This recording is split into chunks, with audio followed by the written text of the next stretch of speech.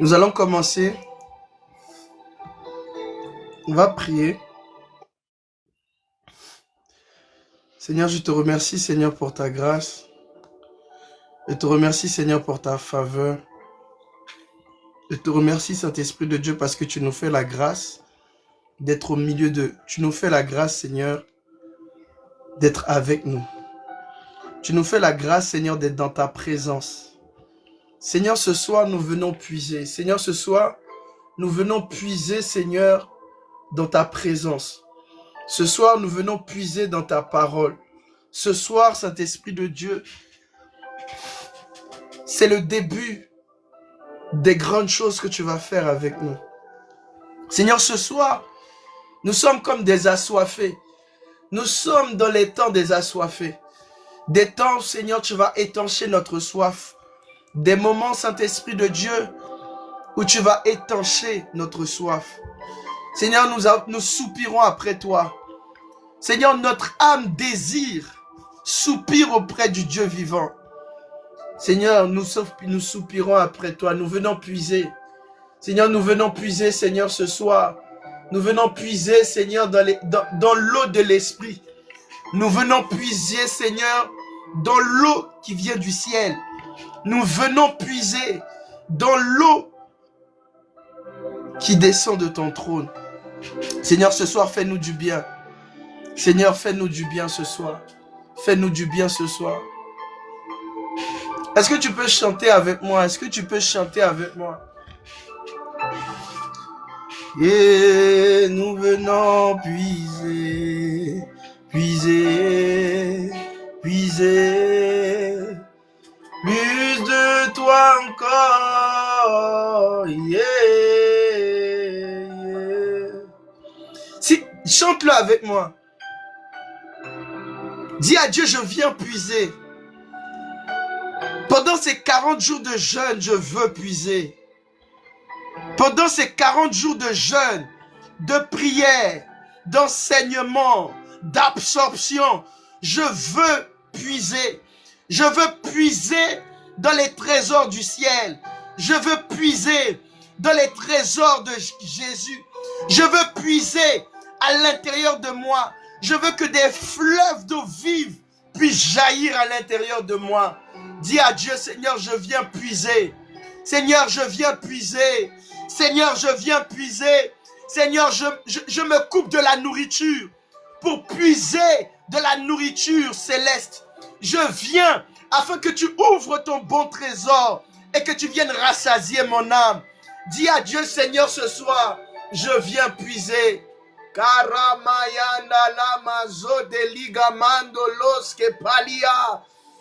Pendant ces 40 jours de jeûne, tu vas te priver de nourriture. Tu vas te priver de tes passions. Tu vas te priver de beaucoup de choses. Afin que Dieu puisse te remplir. Afin que Christ puisse te remplir. Afin que la présence de Dieu puisse te remplir. Je t'assure, après ces 40 jours, tu seras pleinement rempli de l'Esprit. Après ces 40 jours, tu vas rajeunir de nouveau. Après ces 40 jours, tu vas naître de nouveau. Après ces 40 jours, la gloire de Dieu sera sur toi. Après ces 40 jours, tu vas te balader dans le ciel. Après ces 40 jours, le ciel sera palpable. La dimension du ciel sera palpable pour toi. Tu vivras le ciel sur la terre. Shamama mandolelia kaparia. Yenelos gemaidelia supale kanda mandolia. Hey ya sandole. Imano skibalia samawa palia katea. Merci Seigneur. Merci Seigneur pour ta présence. Merci Seigneur pour ta présence. Merci Seigneur pour ta présence. Père, nous t'avons ainsi prié. Nous t'avons ainsi prié. Ah. Merci Saint-Esprit de Dieu pour ta présence. Merci Seigneur Jésus pour ta présence. Alors encore une fois, bonjour à tous. Bonsoir à tous. Bienvenue dans cette première session de ces 40 jours de jeûne et de prière qui se nomment à la découverte du royaume. D'où m'est venu ce thème? Ce thème est venu d'un constat simple. C'est que dans les débuts de ma foi, il y avait une soif à l'intérieur de moi. Cette soif, c'était de connaître et d'expérimenter pleinement ce qui est écrit dans la Bible. Vous savez, pour vous parler un peu de mon témoignage,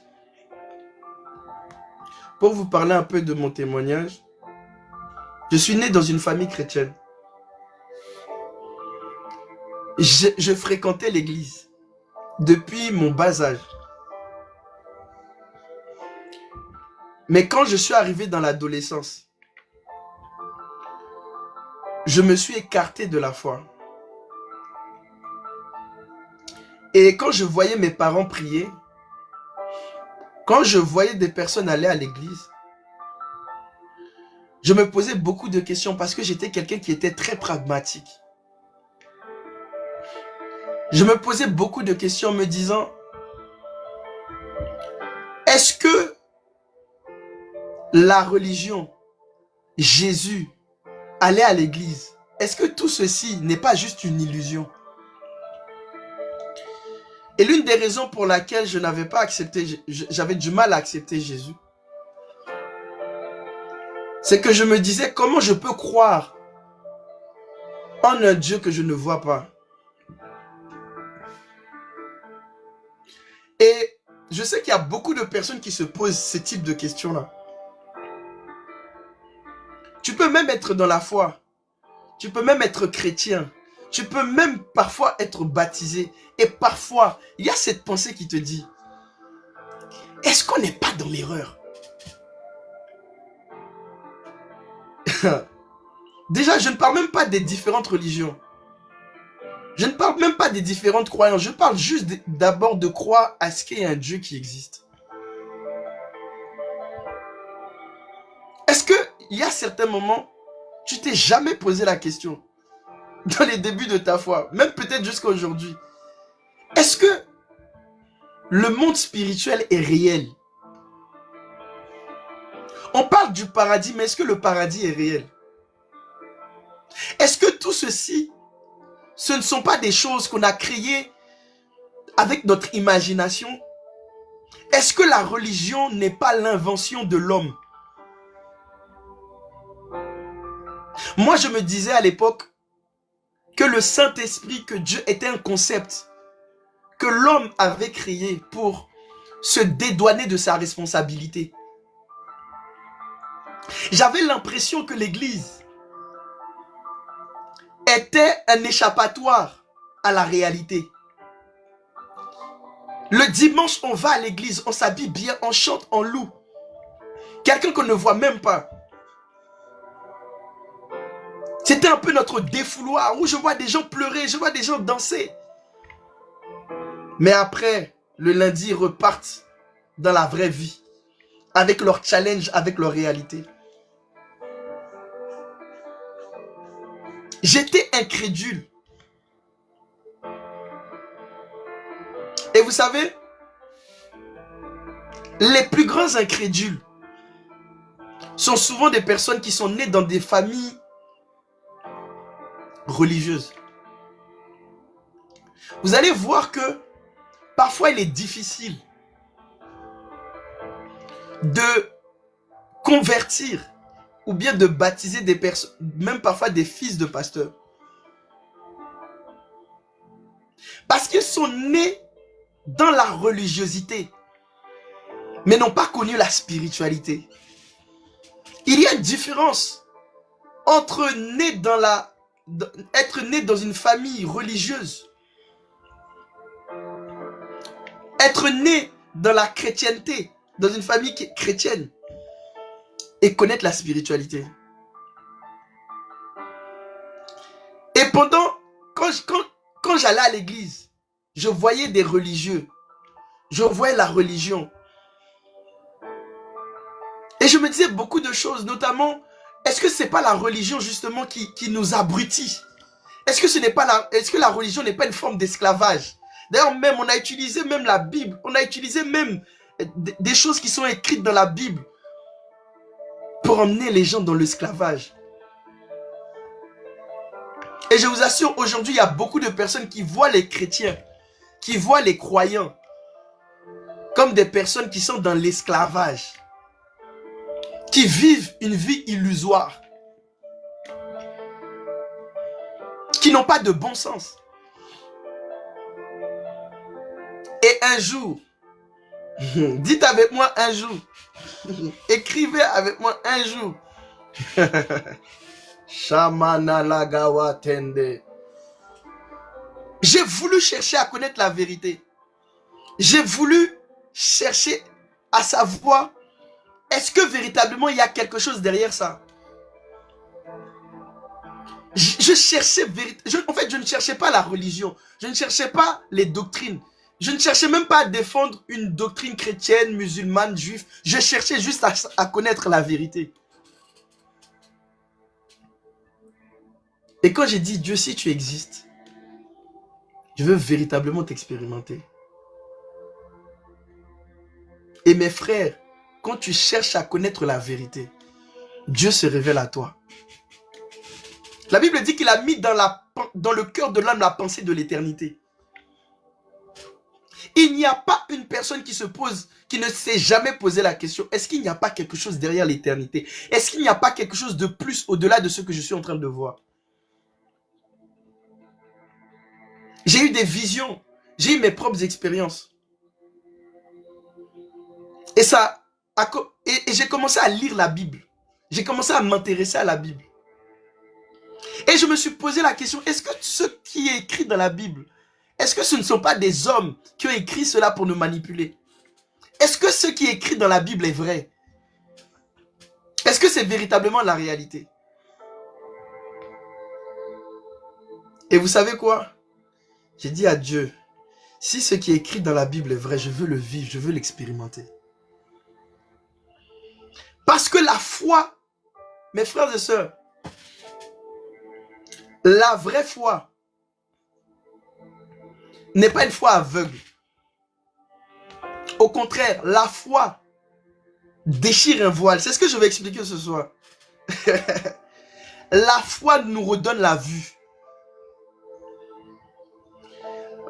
J'aimerais qu'on puisse prendre un passage ensemble. Je n'avais pas prévu, je suis en train de flow. Je suis en train de vous montrer pourquoi ce type de thème, à la découverte du royaume des cieux, à la découverte des cieux, à quel point c'est important et primordial.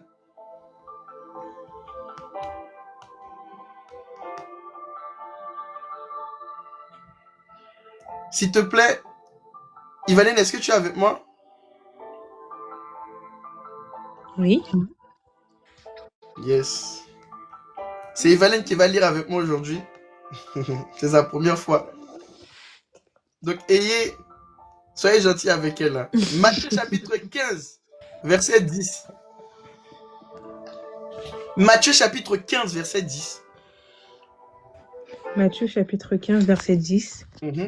Ayant appelé à lui la foule, il lui dit, écoutez et comprenez. Ce n'est pas ce qui...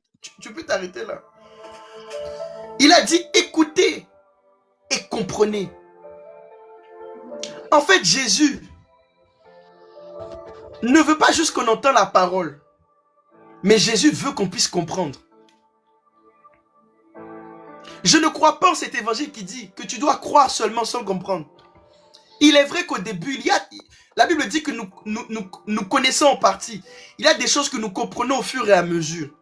Mais la volonté de Dieu, c'est que nous puissions comprendre la foi, que nous puissions comprendre les choses qui sont cachées. La Bible dit, la gloire de Dieu, c'est de cacher les choses. Mais la gloire des rois, ceux qui sont dans le royaume, leur gloire là, leur fierté, c'est de comprendre ce qui est caché dans le royaume. Et il y a beaucoup de personnes qui sont dans un système. Il y a des personnes qui sont dans une foi qu'ils ne comprennent pas. Et malheureusement, c'est parce qu'il y a des personnes qui ne comprennent pas comment fonctionne le royaume, comment fonctionne le monde spirituel, que malheureusement ils deviennent incrédules. La vraie foi t'amène à chercher à comprendre les choses profondes, à comprendre comment le royaume des cieux fonctionne. Il y a beaucoup de personnes qui ne comprennent pas le monde spirituel, qui ne comprennent pas son mécanisme, ce qu'il fait qu'ils n'arrivent pas à le toucher, à le palper. Partons du principe que tu as un robinet. Et le robinet a la capacité de faire sortir l'eau. Mais tu ne sais pas comment le robinet fonctionne. Ce n'est pas parce que tu ne vois pas l'eau sortir que l'eau n'est pas là. L'eau est quelque part et tu peux le faire venir, mais tu dois comprendre le fonctionnement du robinet. Tu dois savoir comment on fait en sorte de prendre l'eau quelque part et de le ramener dans ta cuisine, dans ta maison. Il y a beaucoup de personnes qui ne croient pas aux promesses de Dieu.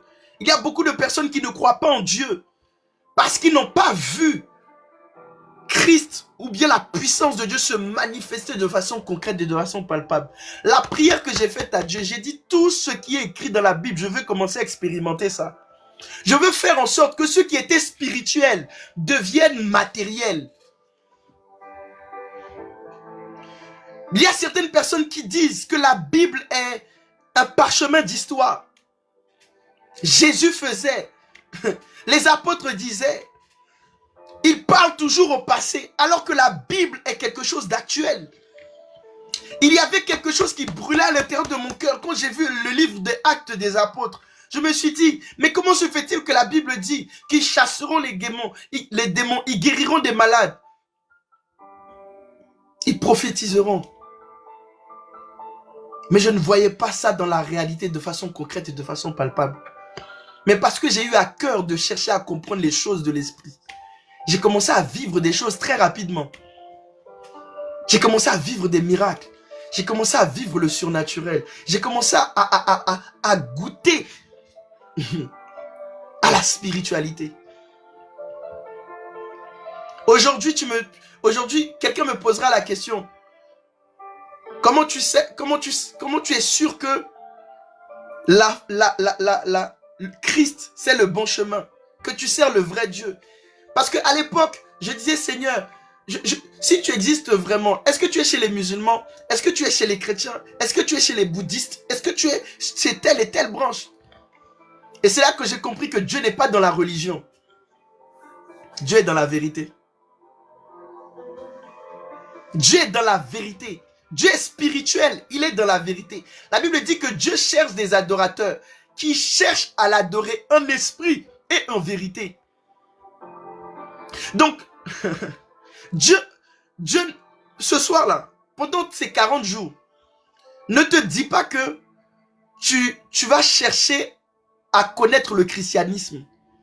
Tu vas chercher à connaître ta religion. Ce que nous sommes en train de parler, on n'est pas en train de parler d'une religion, on est en train de parler d'une spiritualité, on est en train de parler de la vérité.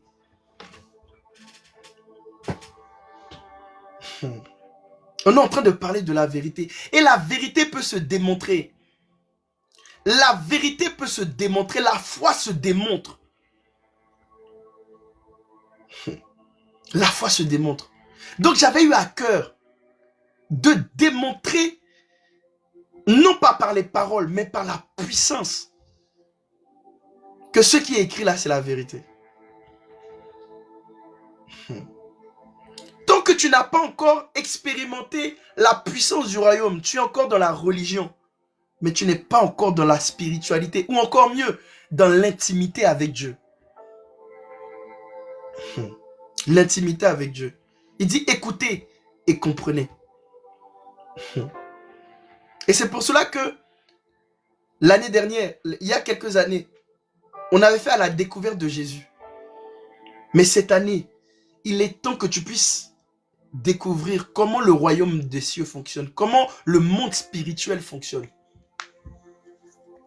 Et que le monde spirituel ne devient plus quelque chose d'abstrait, mais devient quelque chose de concret, quelque chose que tu peux pratiquer, quelque chose où tu peux avoir du résultat, quelque chose que tu peux mesurer. Parce que aujourd'hui, si Dieu me le permet, je vais vous montrer à quel point la foi est plus scientifique que la science et la sagesse des hommes. La foi est plus réelle. Le monde spirituel est plus réel, est plus vrai que ce que tu peux voir, que ce que la science peut prouver. La foi est un niveau de science et de connaissance qui est au-delà de la science humaine, au-delà de la connaissance humaine. J'aime donner cet exemple-là. Un enfant, quand il est dans le ventre de sa mère, il a l'impression que pendant tous les mois qu'il reste dans le ventre de sa mère, que le monde n'est résumé qu'au ventre de sa mère. Mais il y a un jour où il y a une percée.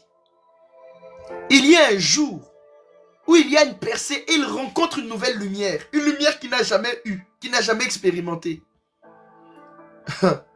Et il découvre en réalité qu'il était dans un monde qui était restreint, qu'il était dans les ténèbres et qu'il y avait un autre monde qu'il ne connaissait pas, avec un langage avec des langages différents, avec des personnes différentes, avec des lois différentes.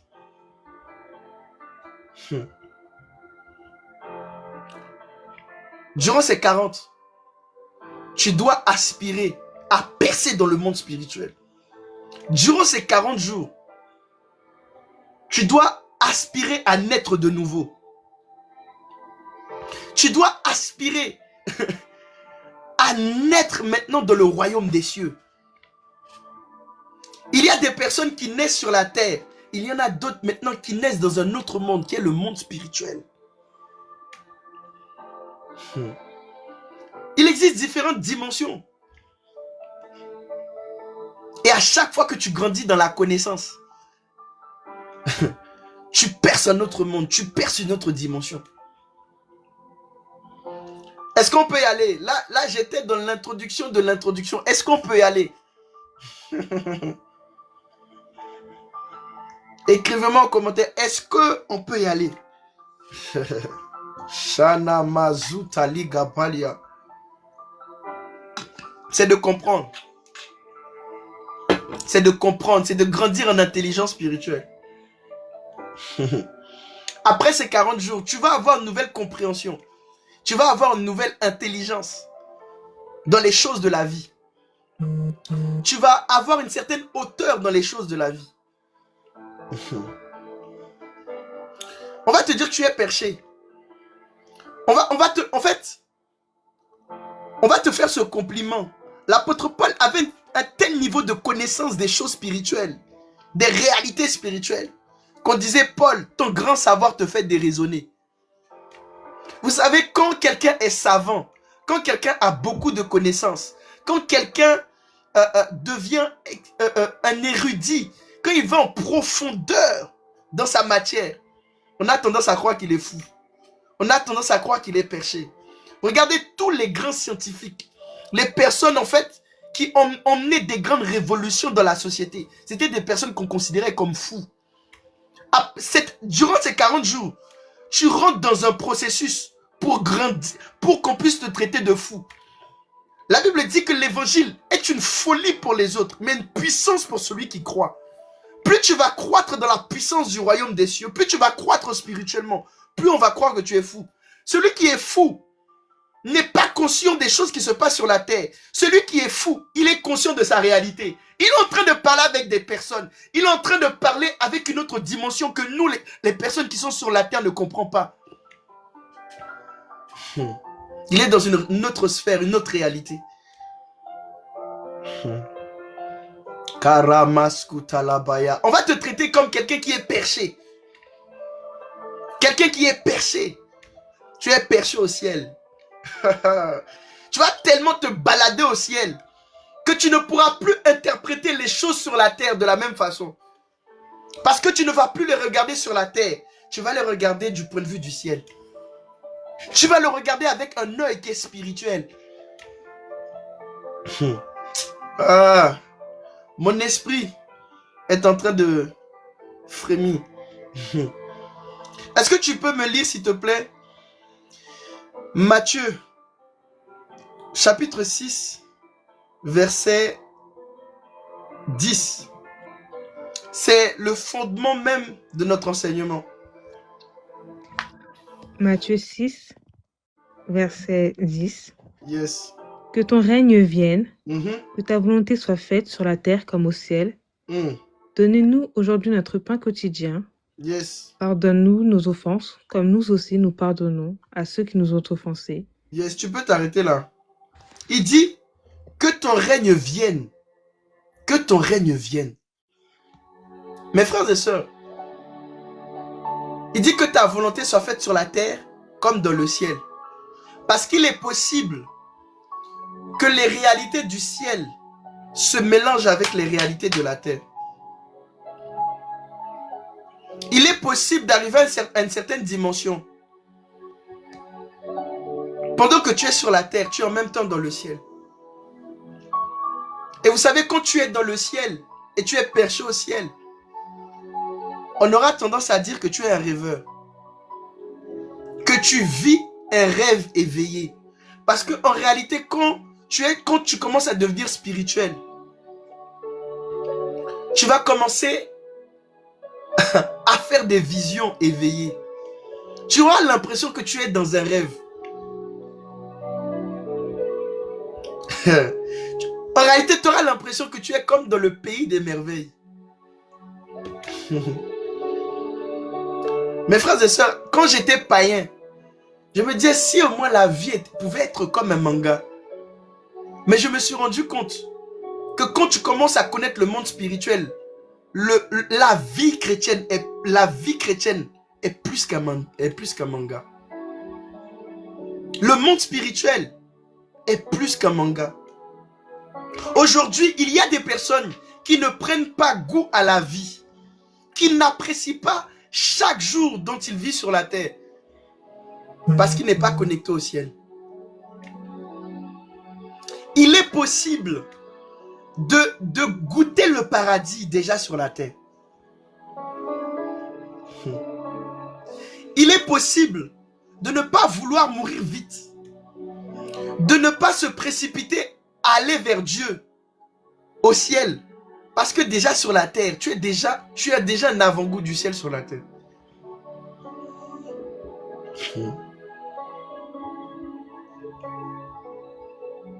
Ah, le ciel est-il une illusion ou est-ce que c'est une réalité? Pendant que j'étais en train de préparer ce message, mes frères, le Seigneur me faisait comprendre qu'il dit que ton règne vienne sur la terre comme dans le ciel. Quand on parle de règne, on parle de royaume. Ça veut dire que Dieu peut prendre son royaume. Dieu peut prendre un bout du ciel et le ramener sur la terre. Il est possible que tu puisses t'évader. Il est possible que tu puisses te balader dans une autre dimension alors que tu as les deux pieds sur terre.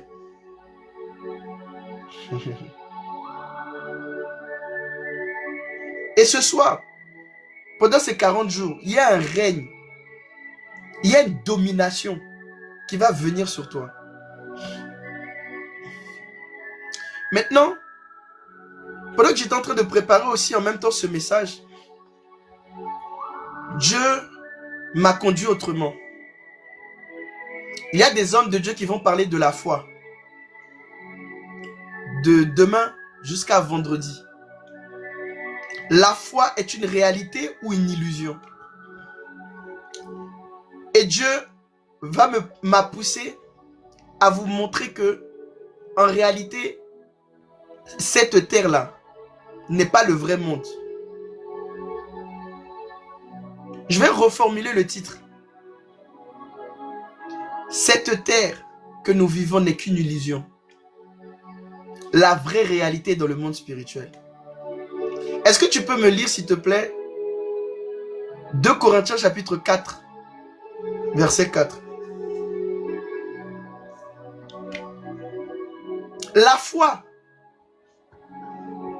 nous aide à identifier ce qui est réel et ce qui est illusoire. Quand tu as la foi, tu prends conscience que cette terre, ce que tu peux toucher, ce que tu peux palper, ce que tu peux manger, n'est qu'une illusion. Il y a des personnes qui doutent du ciel. Il y a des personnes qui doutent de la réalité du ciel. Alors qu'ils devraient douter de ce qu'ils sont en train de voir à l'heure actuelle autour d'eux. Est-ce que tu t'es déjà posé la question? Est-ce que tout ce que tu vois là est réel? Est-ce qu'on n'est pas un peu comme dans les films où la personne, elle te montre toute sa vie et puis finalement, il se réveille et qu'il se rend compte qu'il n'était pas dans la réalité? Est-ce que ça vous est déjà arrivé? Est-ce que cela vous est déjà arrivé? Tu fais un rêve. Le rêve est tellement réel, te paraît tellement réel que quand tu te réveilles, tu te dis waouh, j'avais l'impression que j'étais dans la réalité. Maintenant, qui te dit que ce que tu es en train de vivre là, que ce que tu es en train de voir, c'est la réalité?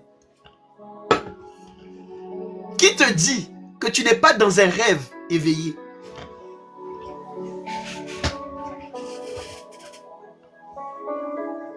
Parce que la Bible dit que tous ceux qui n'ont pas grandi dans la spiritualité sont dans un sommeil, voire même sont dans la mort. Le Albright que tu vois, qui te dit qu'il existe? Est-ce que tu peux lire, s'il te plaît, 2 Corinthiens chapitre 4, verset 4, juste le verset 4. 2 Corinthiens 4, verset 4. Pour les incrédules dont le Dieu de ce siècle a aveuglé l'intelligence, afin qu'ils ne fissent pas briller la splendeur de l'évangile de la gloire de Christ. Il est l'image de Dieu. Regardez, il dit le Dieu de ce siècle a aveuglé les incrédules. Quand tu es incrédule, en réalité, tu es un croyant. Toute personne qui est incrédule a un Dieu qui s'appelle le Dieu de ce siècle et qui l'a aveuglé. La première religion qui aveugle de la réalité, c'est le Dieu de ce siècle. Je vais vous montrer que tout athée, toute personne qui dit qu'il ne croit pas en Dieu est en réalité un croyant et un religieux.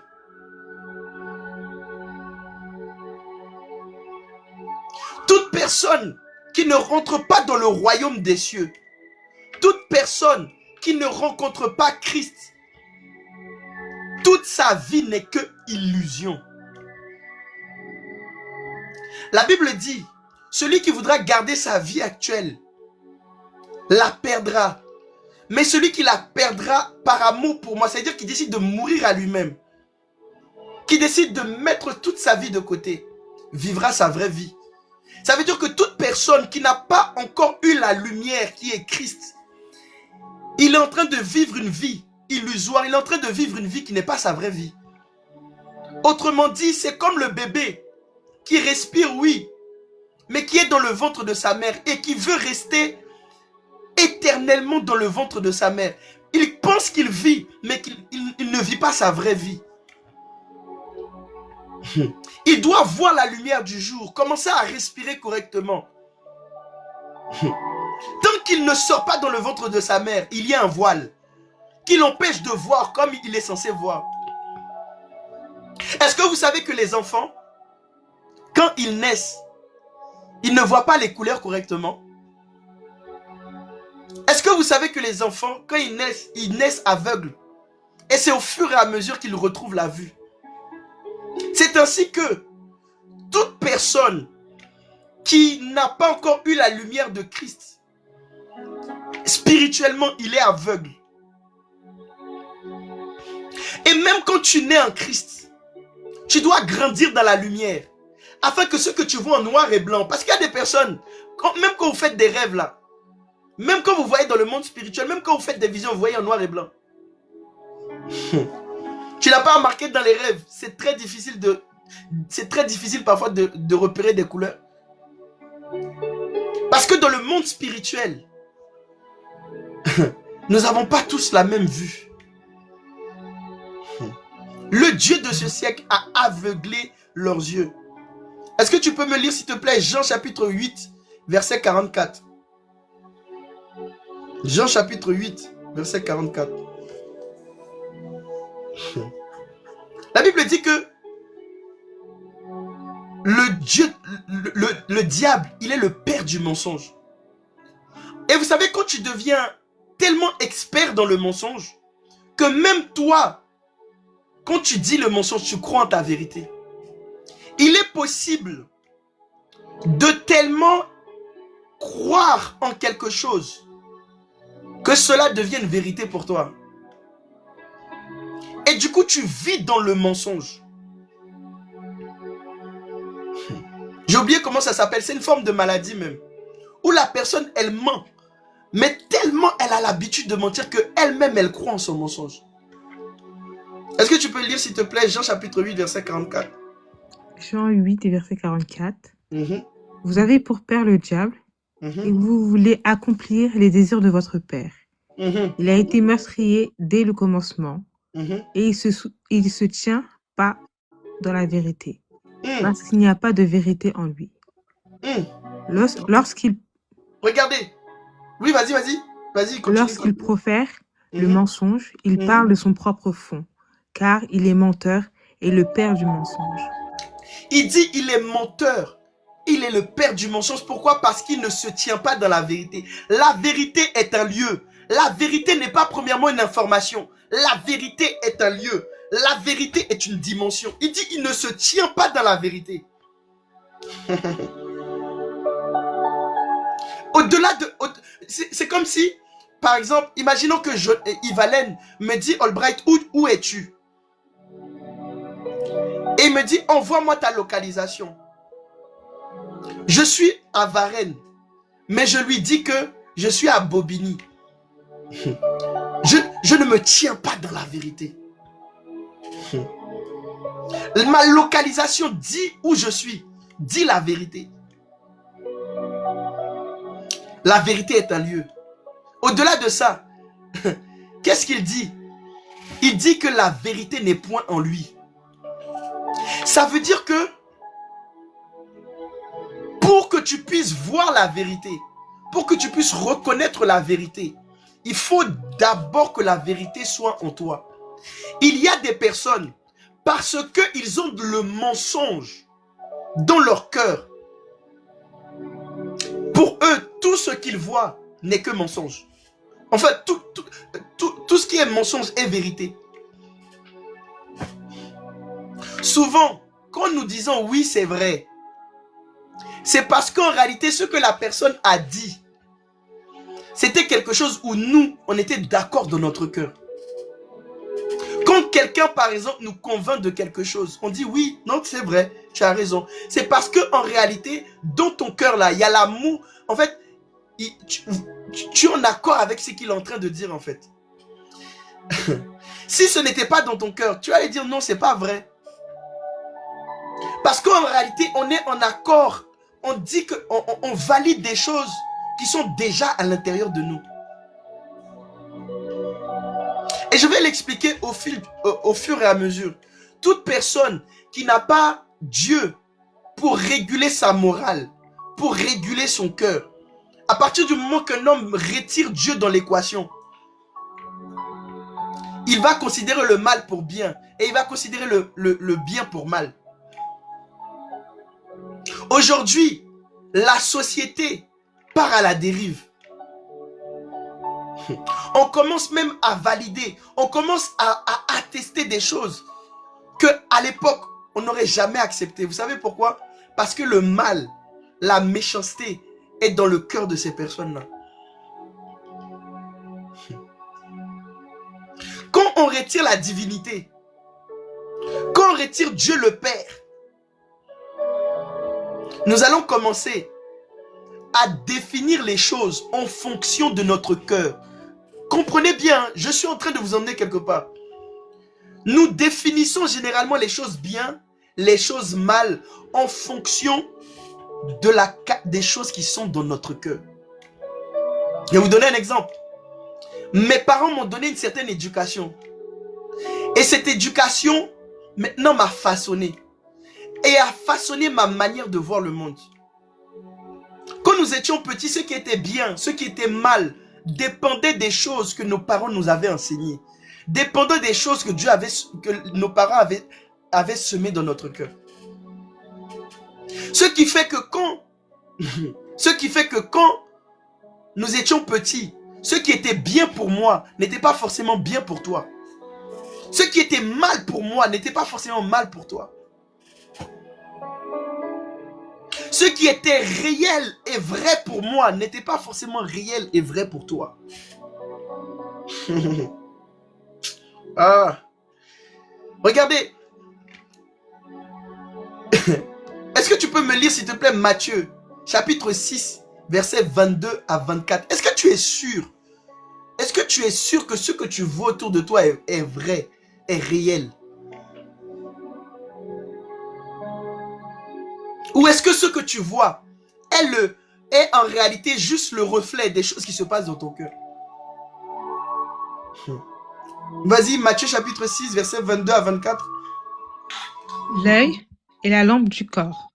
Si ton œil est en bon état, tout ton corps sera éclairé. Mais si ton œil est en mauvais état, tout ton corps sera dans les ténèbres. Si donc la lumière qui est en toi est ténèbres, combien seront grandes ces ténèbres? Vous voyez, il dit l'œil est la lampe du corps. Il dit si cet œil est en bon état. Quand il parle de l'œil, il ne parle pas de l'œil physique, il parle de l'œil spirituel. L'apôtre Paul disait, je prie qu'il illumine les yeux de vos cœurs afin que vous sachiez. Donc en fait, si ton cœur est en mauvais état, c'est-à-dire que si tes yeux sont fermés, les yeux de ton cœur sont noirs, forcément tout ce qui sera autour de toi sera noir. Et je vais vous expliquer ça scientifiquement. J'avance tout doucement. Ça veut dire que il dit si ce qui est lumière est en toi est ténèbres, combien sont grandes ces ténèbres? Ça veut dire que si toi tu penses être dans la vérité, si tu penses que tu as la vérité dans ton cœur, mais en réalité cette vérité ce sont des ténèbres, ça veut dire que tu es 2 fois plus perdu. Par exemple, un païen qui est dans le monde, mais qu'il sait qu'il est dans le monde, il sait qu'il est dans le mauvais, et un chrétien, quelqu'un qui pense qu'il est chrétien mais qui n'est pas chrétien, quelqu'un qui pense qu'il est dans la lumière alors qu'il n'est pas dans la lumière, il est 2 fois plus perdu, il est 2 fois plus dans l'illusion que celui qui est dans le monde. Quelqu'un qui est dans un chemin, il sait qu'il est perdu, il va faire en sorte de retrouver le bon chemin, il va faire en sorte de retrouver son bon sens. Mais une personne qui pense qu'il est dans le bon chemin alors qu'il est dans le mauvais chemin, il va se perdre encore plus. La question que maintenant j'aimerais te poser, est-ce que tu crois véritablement que tu vis la vraie lumière? Est-ce que tu n'es pas aveuglé? Et je vais vous parler des choses qui peuvent nous aveugler et qui nous empêchent pleinement de voir la réalité. Le mot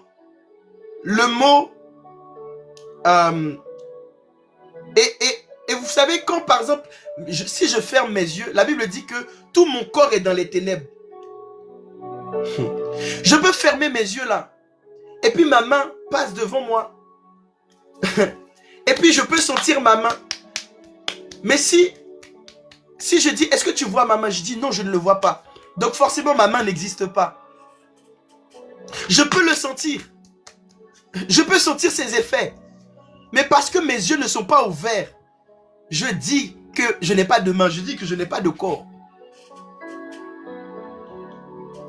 C'est ainsi que il y a des personnes, ils peuvent sentir un peu la présence de Dieu. Ils peuvent sentir un peu l'onction. Mais parce que leurs yeux ne sont pas ouverts, ils disent que l'onction, Dieu n'existe pas. Mais pourtant, ce sont les mêmes personnes qui ne voient pas le vent, qui ne peuvent pas voir le vent, mais qui croient en l'existence du vent.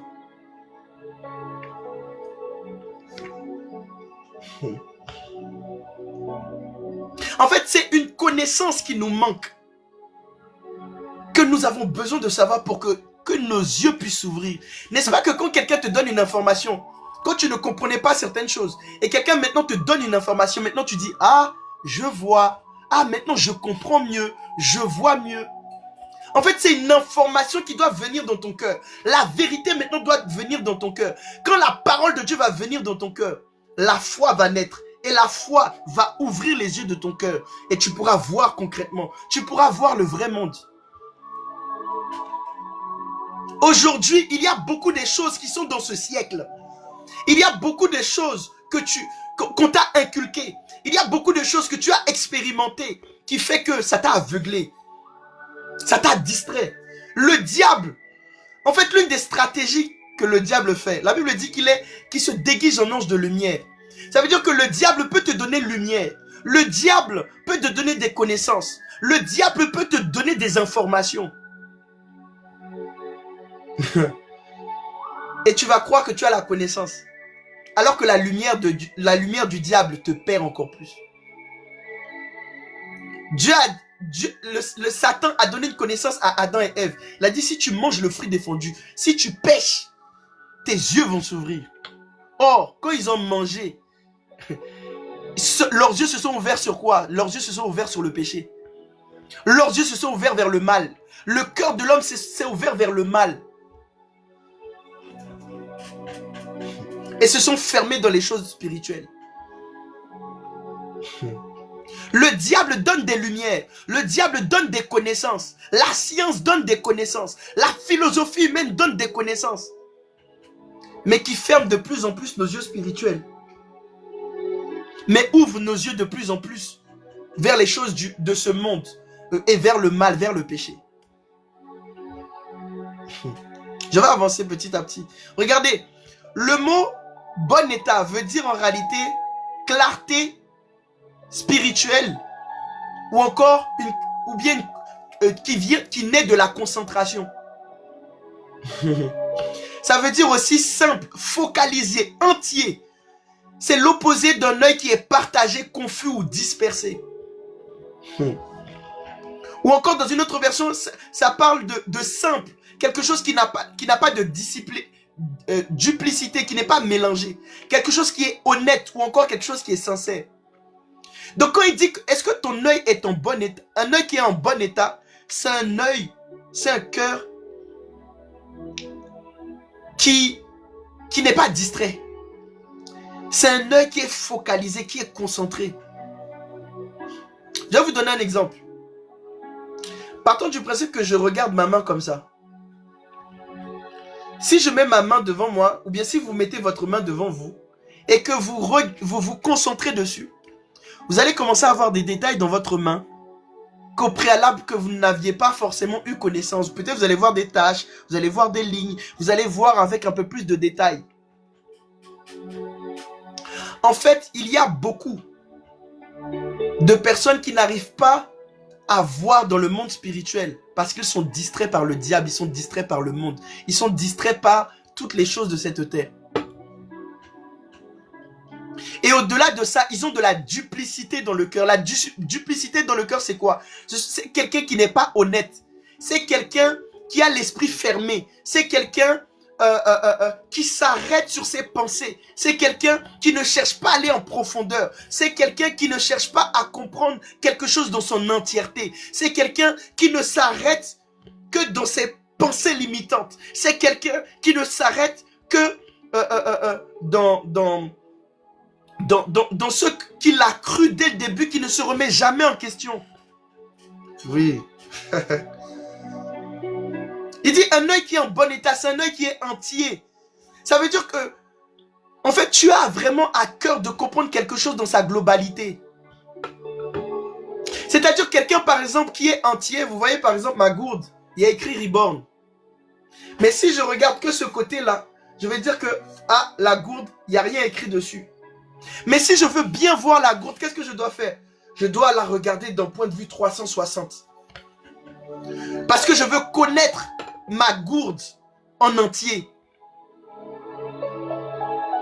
Les personnes qui ne sont pas honnêtes, ce sont les personnes qui ne veulent pas connaître à 100%, entièrement, ce qui est autour d'eux. Il y a des personnes qui ont peur de l'inconnu, parce que l'homme a peur de l'inconnu. Il y a des personnes, par exemple, qui ont de la duplicité dans leur cœur. Pourquoi? Parce qu'ils ne veulent pas se connaître entièrement. Ils ne veulent pas aller en profondeur. Ils ne veulent pas connaître véritablement tout ce qui se passe autour de nous, tout le fonctionnement autour de nous. En fait, ils veulent rester cloisonnés. En fait, ils veulent rester comme l'enfant dans le ventre de la mère. Mais il veut rester dans son petit cocon, dans un esprit fermé. Mais il ne veut pas voir clair. Dans une autre version, vous allez voir que le mot bon état veut dire sain, veut dire clair. Ça veut dire que quelqu'un qui a de la duplicité dans son cœur, c'est quelqu'un qui ne veut pas connaître quelque chose avec beaucoup de netteté, avec beaucoup de clarté. Il y a des personnes qui n'aiment pas connaître la vérité, qui veulent avoir une demi-vérité. Oui, la terre existe, le sol existe, tout ceci existe. Mais il n'existe pas que cela. Il y a encore d'autres réalités. Tu te connais en partie, mais il y a d'autres réalités en toi. Vous allez voir que les personnes qui ont fait avancer la science, qui ont fait avancer l'humanité, ce sont des personnes qui ont remis en question des choses qu'on avait arrêtées, des pensées que nous avions limitées, qui sont partis plus loin dans la réflexion, qui ont décidé de se dire, est-ce qu'il n'existe que cela? Je te repose encore la question.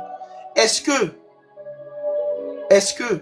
ce que tu connais, est-ce que ce que tu vois autour de toi est véritablement la réalité? Parce qu'encore une fois, comme j'ai dit, si ton œil est en mauvais état, tu ne vas pas, parce que la réalité, c'est l'entièreté. C'est toute la vérité. Ce n'est pas qu'une partie, c'est toute la vérité. Est-ce que tu peux me lire, s'il te plaît, 2 Thessaloniciens 2, versets 1 à 12. 2 Thessaloniciens 2, verset 1.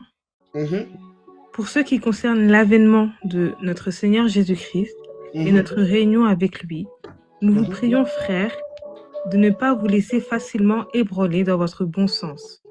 De ne pas Regardez, il dit frère, ne vous laissez pas ébranler, que quelqu'un ne vienne pas ébranler votre bon sens. Parce que oui, quand tu es dans la foi cherche à connaître les choses les plus profondes. La foi, en fait, c'est le fait de te dire qu'il y a plus que ce que je peux voir. Il dit, quand tu as la foi, tu as le bon sens. Vas-y, est-ce que tu peux continuer? Verset 2. De ne pas vous laisser facilement ébranler dans votre bon sens et de ne pas vous laisser troubler, soit par quelconque inspiration, soit par quelques paroles ou par quelques lettres qu'on dirait venir de nous, comme si le jour du Seigneur était déjà là. Que personne ne vous séduise d'aucune manière, car il faut que vous l'apostasie soit arrivée auparavant et qu'on ait pu paraître l'homme du péché, le fils de la perdition. L'adversaire qui s'élève au-dessus de tout ce qu'on appelle Dieu ou de tout ce qu'on adore, jusqu'à s'asseoir dans le temple de Dieu, se proclamant lui-même Dieu. Waouh! En fait, il y a des personnes qui ont des raisonnements, qui donnent des fables. Et c'est la manifestation de l'impie.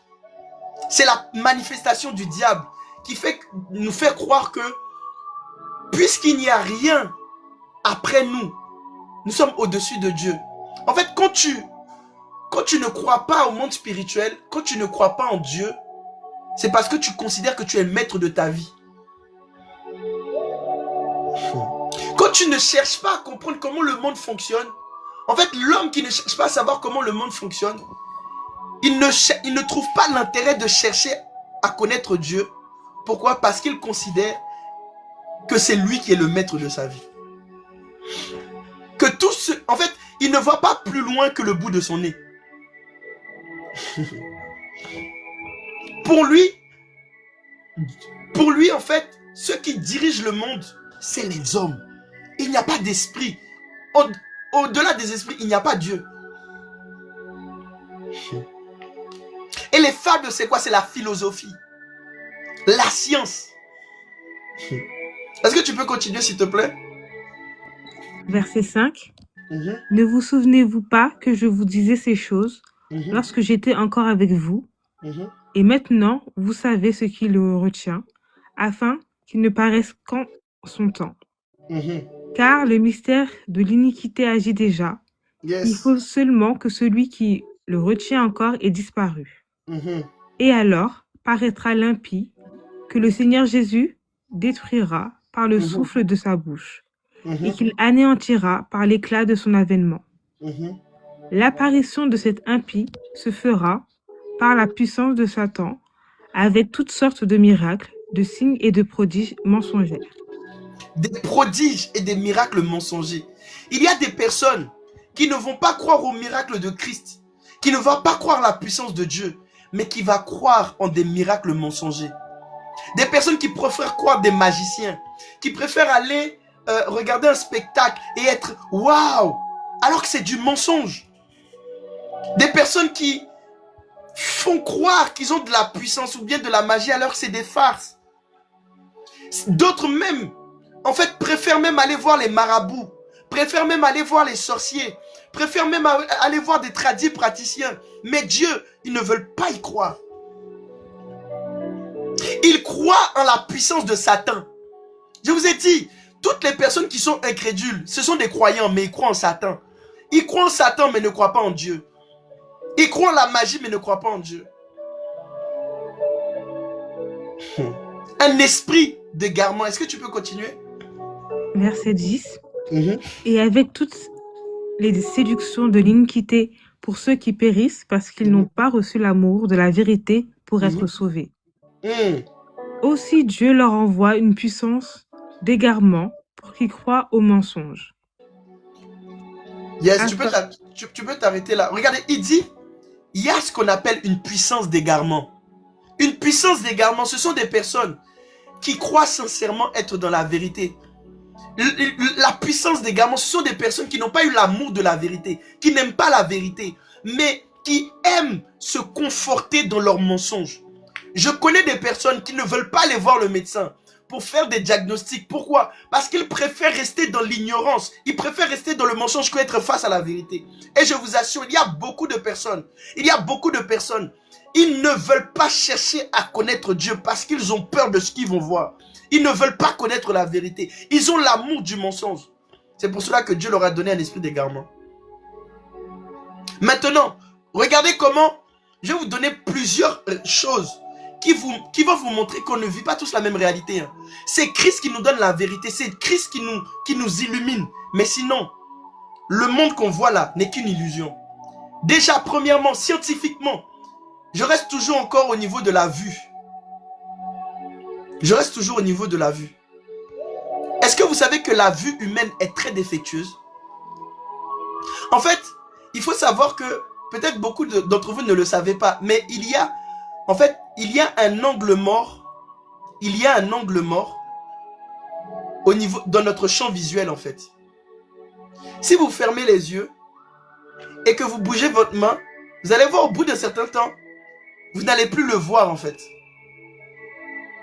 Mais nos yeux, vu que l'œil, le corps humain, ne veut pas accepter ce point mort, cet angle mort, il le cache, il le camoufle. Ça veut dire qu'il crée quelque chose en fait. Donc tu crois que ce que tu es en train de voir autour de toi, c'est tout ce que tu es en train de voir, alors que tes yeux a comblé un vide, tes yeux a comblé un trou. Ça, c'est le premier élément. Et vous allez voir que ce que le cerveau fait, en fait, il reconstruit l'image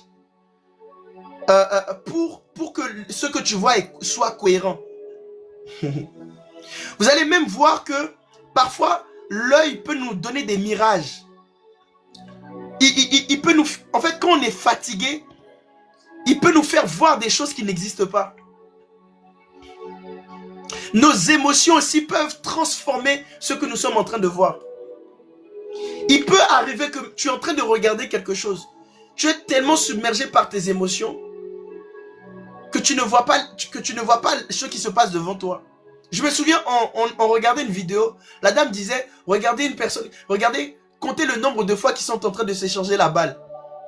Et on regarde, comment on compte le nombre de fois ils se sont échangés la balle. Et il y avait un gorille qui était passé, on ne l'a pas vu.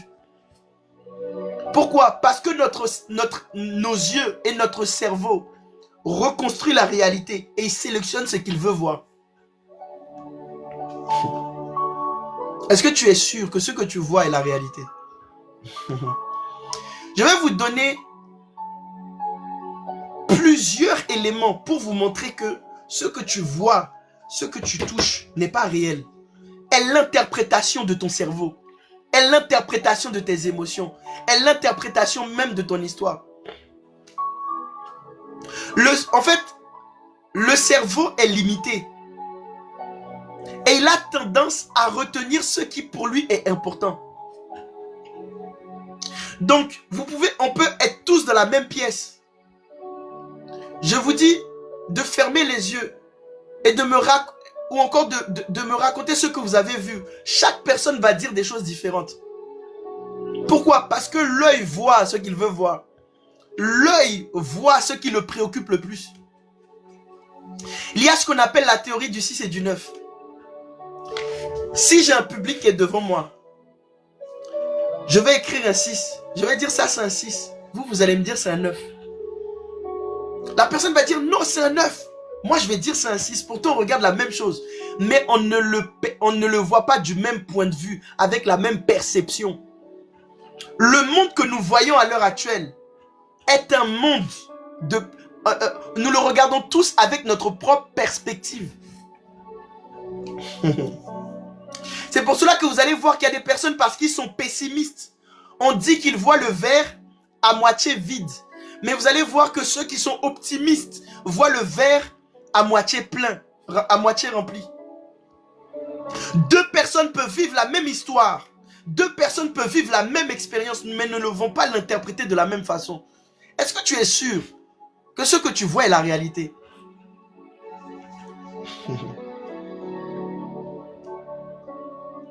Il y a des personnes, ils ont expérimenté des choses, ils ont vécu des choses.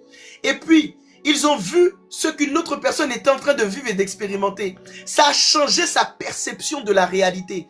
Ils pensaient qu'ils souffraient. Ils pensaient que ce qu'ils vivaient était difficile, était insurmontable. Mais quand il a regardé une autre personne vivre quelque chose de pire, finalement, il s'est dit qu'en réalité, ce que vous avez vécu, c'était rien. Il y a des personnes qui croient qu'ils sont pauvres jusqu'au jour où ils rencontrent une personne qui est plus pauvre que lui. Et c'est là qu'ils se rendent compte qu'ils n'étaient pas véritablement pauvres.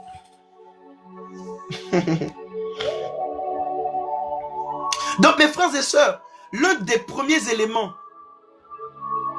qui change notre perception, c'est nos 5 sens. J'ai parlé de la vue. Mais est-ce que vous savez qu'il y a des lumières qu'on n'arrive pas à percevoir? Il y a des infrarouges qu'on ne perçoit pas. Est-ce que vous savez qu'il y a des sons qu'on ne peut pas entendre?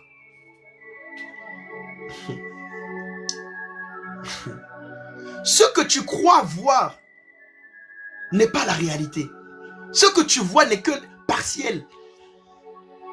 Est-ce que tu sais que tu es composé de plusieurs molécules qui bougent à l'intérieur de toi?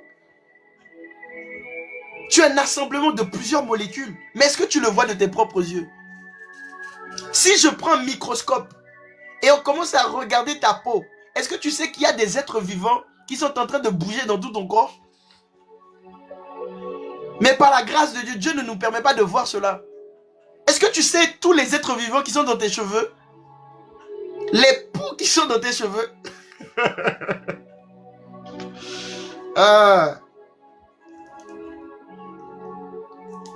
Les 5 sens nous limitent. Nous ne sommes pas conscients de tout ce qui se passe autour de nous. D'ailleurs, même si on était conscient de tout ce qui se passe autour de nous, je pense que notre cerveau allait exploser. C'est parce que notre cerveau est tellement limité que Dieu a permis de limiter nos sens.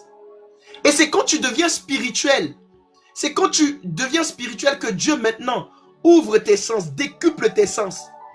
Tu commences même à avoir des odeurs, sentir des odeurs que tu ne pouvais pas sentir avant. Tu peux commencer à goûter des choses. Et goûter des choses que dans le commun des mortels, tu ne peux pas goûter. Deuxième chose qui transforme ta perspective et ta réalité, c'est ton histoire personnelle. Ta culture, ton éducation, tes traumas, toutes ces choses-là transforment la manière dont tu interprètes les choses qui sont autour de toi. Troisième chose, tu as des croyances et des convictions. Et ces croyances-là, tu peux avoir des croyances et des convictions qui sont fausses.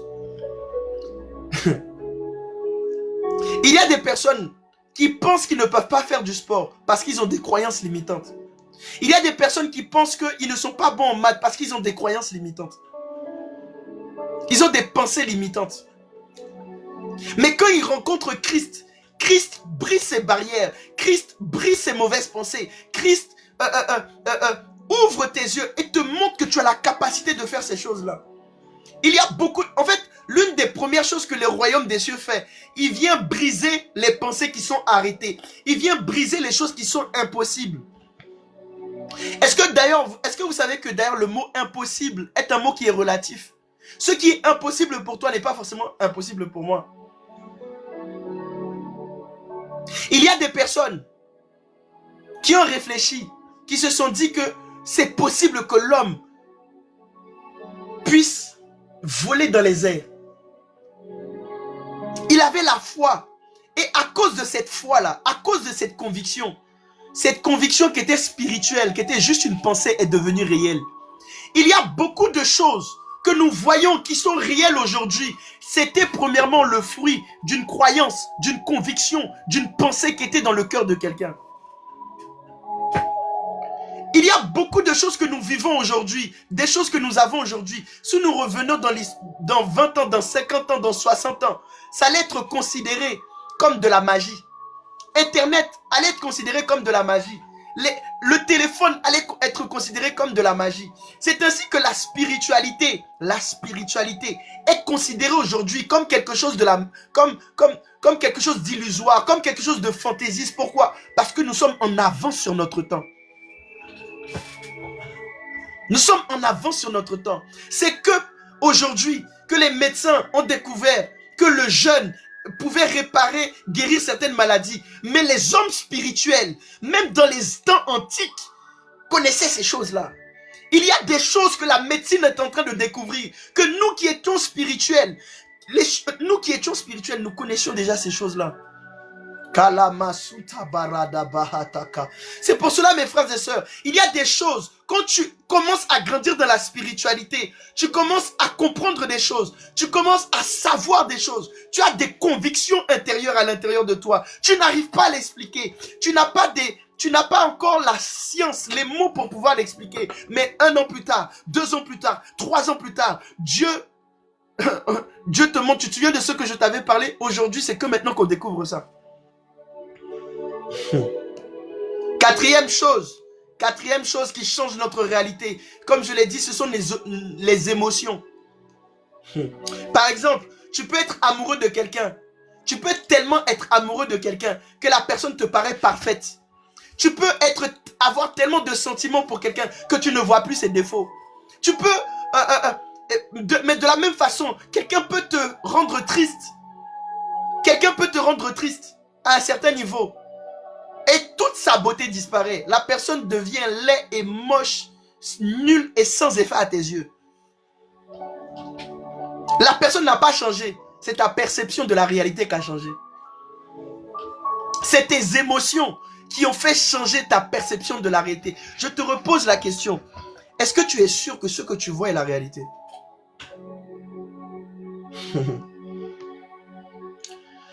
Ton état physiologique peut changer ta perception. Partons du principe que tu ne manges pas. Partons du principe que tu ne dors pas. Partons du principe que tu es malade. Tu peux avoir des hallucinations. D'ailleurs même, pendant que nous sommes dans un état de jeûne, vous allez voir que vous allez commencer à expérimenter des choses spirituelles. Vous allez commencer à ressentir des choses que vous n'alliez pas forcément ressentir si vous n'étiez pas en situation de jeûne. Ton état physiologique change ta perception de la réalité. Te fait découvrir d'autres réalités. Karamasuta la mandelika. Il y a tellement de choses, tellement de choses. Et il y a ce qu'on appelle les biais cognitifs. Les biais cognitifs, c'est quoi? Les biais cognitifs, ce sont les raccourcis que le cerveau y fait.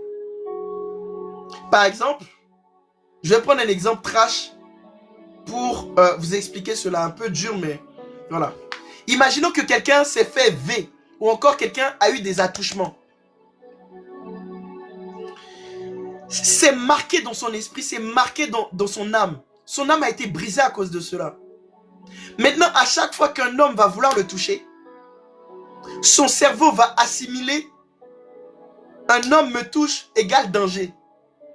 Et la personne va réagir de façon excessive. La personne peut-être va même donner un coup à la personne. La personne va même insulter la personne. Il va lui dire ne me touche pas. Et toi, le garçon, il ne comprend pas. Mais en fait, elle vit dans une autre réalité.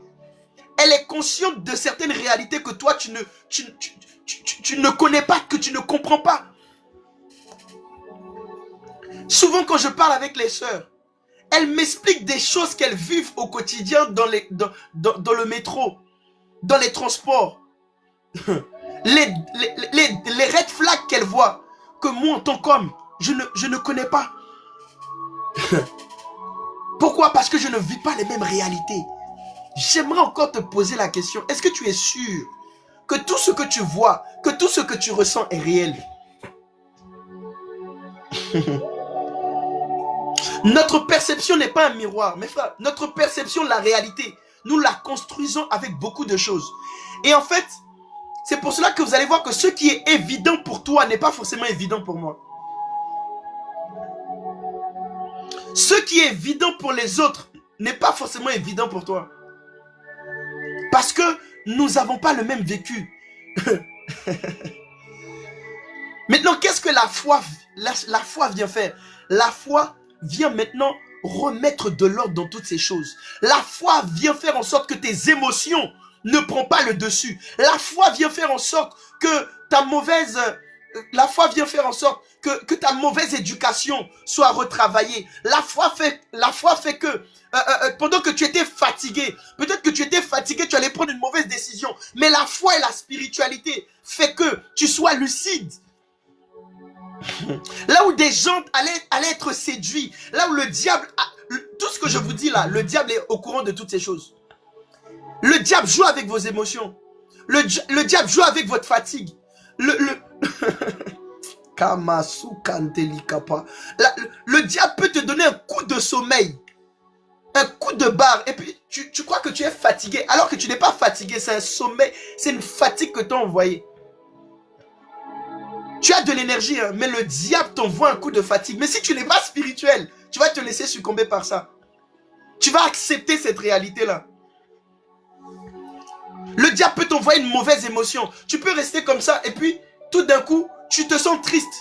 Tu te sens accablé. Tout d'un coup, il y a une dépression qui te prend. C'est parce que le royaume des cieux n'a pas régné. Il y a un autre règne. La chair est faible. Et la chair, en fait, la chair transforme la perception que tu as de toi-même. Le diable utilise ta chair pour changer la perception que tu as de toi-même, de la réalité. La chair est faible. Et il te parle, il te fait croire que tu es faible alors que ton esprit est fort. C'est parce que tu ne connais pas assez les choses de l'esprit que tu te laisses encore combattre, tu laisses encore la chair te dicter ton identité. C'est pour cela que moi, parfois, il y a des moments où je dis que mon corps est fatigué, mais je ne suis pas fatigué. Vous allez voir que je dis très rarement je suis fatigué. Je dis mon corps est fatigué. Mon âme est attristée.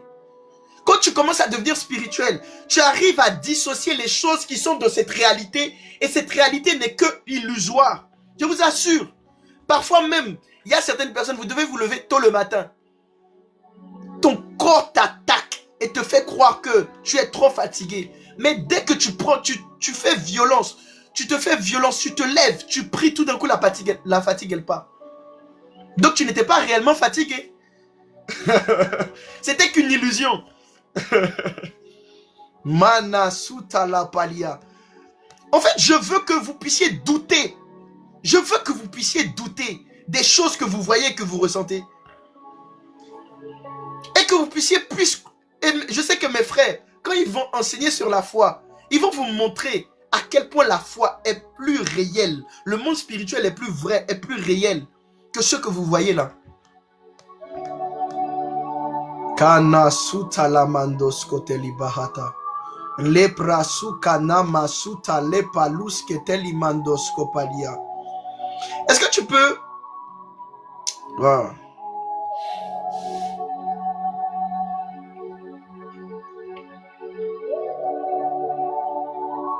Je suis en train de réfléchir.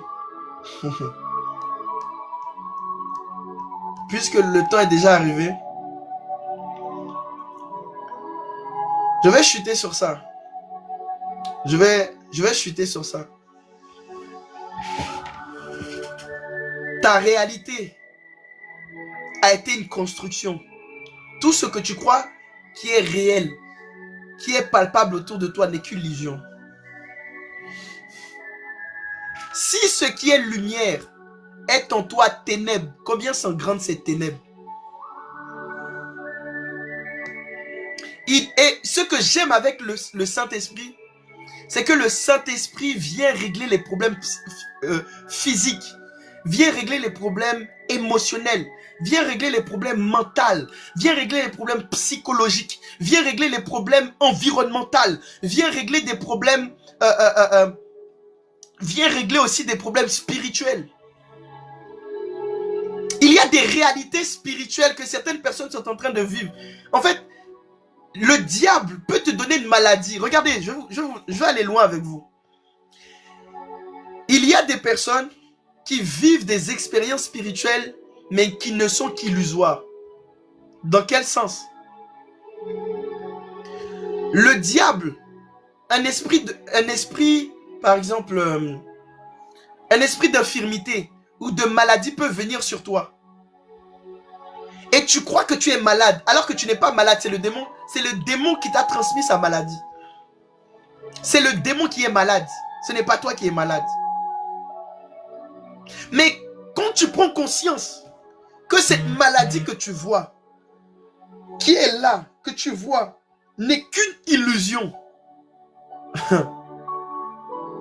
C'est le démon qui est malade. Tu peux dire au nom de Jésus, maladie, je te chasse. Démon, je te chasse. Et tu vois que la maladie, elle disparaît. Comment une maladie peut disparaître? C'est parce qu'elle n'était pas réelle.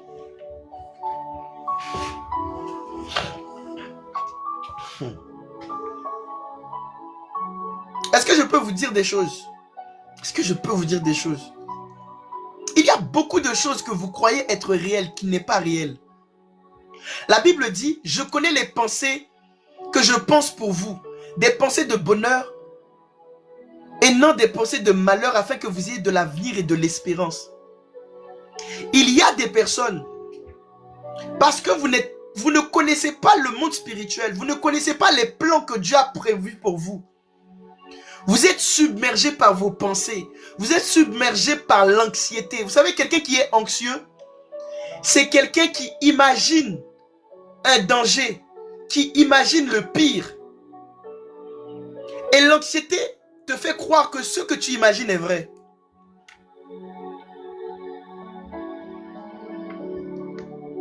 Quelqu'un qui est anxieux, il se comporte comme s'il était en danger, alors que ce danger est dans sa tête. C'est une projection de son âme, de ses émotions. Alors que quand tu te connectes à l'Esprit de Dieu, quand tu te connectes dans le royaume de Dieu, la Bible dit que le royaume des cieux, c'est la joie, c'est la paix, c'est la justice.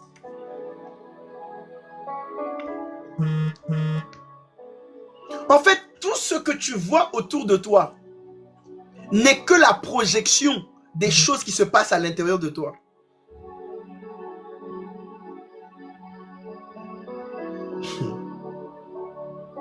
Si vous voyez qu'une personne, en fait, si vous voyez qu'une personne a beaucoup d'argent, beaucoup de richesse, c'est parce que son âme prospérait beaucoup. Je ne connais personne qui devient grand si au préalable il ne s'est pas vu déjà grand. Je ne connais personne qui n'a pas eu un certain échec si en l'intérieur de lui l'échec ne dominait pas déjà son cœur. Tout ce que tu vois autour de toi, tout ce qui se crée autour de toi n'est que une projection des choses qui se passent à l'intérieur de toi. Je vais prendre cette illustration et je vais terminer. Et nous allons prier. Partons du principe qu'il y a une projection. Il y a un film qui est projeté. Et ce film-là, il y a beaucoup de choses obscènes. Il y a beaucoup de choses que tu ne veux pas voir. L'objectif n'est pas de te battre contre le mur. Tu peux te battre contre le mur, le film va toujours continuer. La projection va toujours continuer. L'une des choses que tu dois faire, c'est de savoir d'où vient cette projection. Elle vient du vidéoprojecteur. Et le vidéoprojecteur, en réalité, c'est quoi? C'est ton cœur.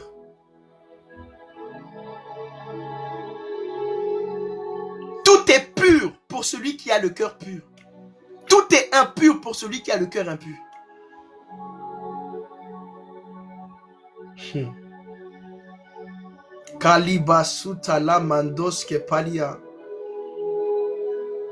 vous savez, le vidéoprojecteur, c'est quoi? Le vidéoprojecteur, c'est aussi le monde spirituel. Tout ce que vous voyez ici, tout ce qui est visible ici, n'est qu'une pâle copie, n'est qu'une projection des choses qui sont spirituelles. Donc ne te bats pas contre ce que tu vois. N'attarde pas tes yeux sur ce que tu vois.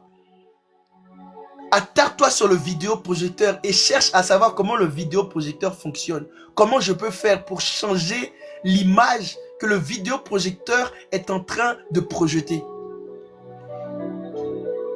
Change le disque dur. Il est temps de changer la disquette qui est à l'intérieur de toi. Il est temps de changer ta manière de voir le monde.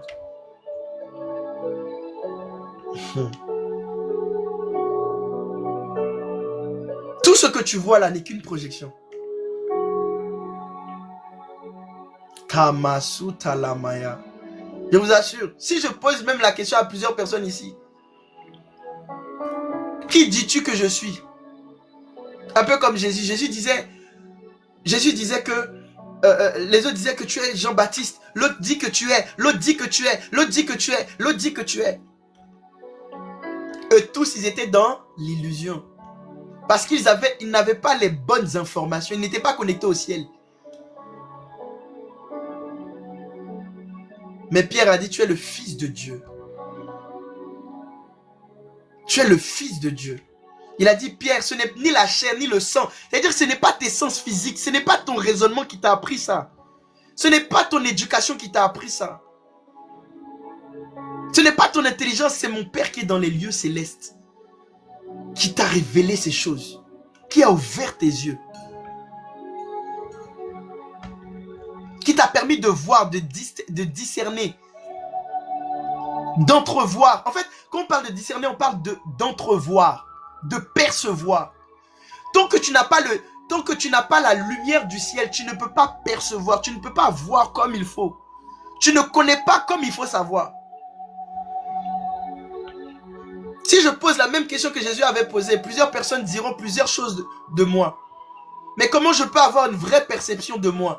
Comment je peux avoir une vraie perception des choses que je suis en train de vivre autour de moi? C'est le Saint-Esprit. C'est le royaume des cieux. Il y a la volonté des hommes, il y a l'interprétation des hommes sur ma vie. Mais il y a l'interprétation et la volonté de Dieu au ciel. Pour les hommes sur la terre, avec leur perception, peut-être avec ta propre perception, peut-être que tu es en train de rater ta vie, peut-être que tu es en train de vivre un échec, mais quand tu montes et que tu cherches à connaître la volonté de Dieu, Dieu te dit continue, tu es dans mon parcours, tu es dans mon processus, tu es dans mon chemin.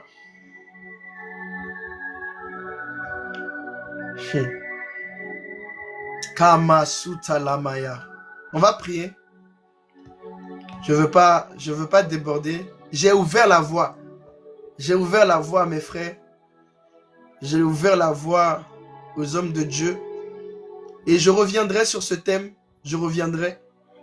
Et j'irai plus en détail. On va se balader au ciel. Là, c'est juste l'entrée en matière. On va se balader au ciel. Karana masunda mahana hatoske balia nama sota.